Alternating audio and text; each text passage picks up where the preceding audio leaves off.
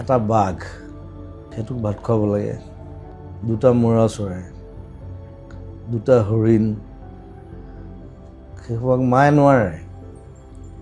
মই স্কুলৰ পৰা আহোঁ টিফিনত চবকে খুৱাই মেলি, আৰু বাকীবোৰতো আছেই আৰু হাইঠা চাইঠা পাৰ চাৰ চব, আকৌ স্কুল যাওঁ, ক্লাছ মিছ কৰোঁ।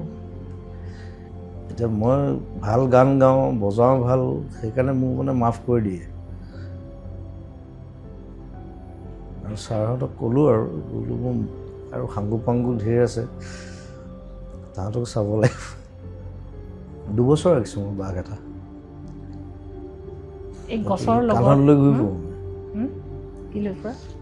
বাঘটো সেইটো কাণত বহি থাকে মই এনেকৈ। কি হ'ল বাঘটো তাৰপিছত? তাৰপিছত তাৰপৰা ট্ৰান্সফাৰ দি দিলে দেউতাক, আৰু এতিয়া মই তাৰপিছত যোৰহাট আহি গ'লোঁ। মই মেট্ৰিক পাছ কৰি নাই, মই সেই ফৰেষ্টক আকৌ দি দিলোঁ।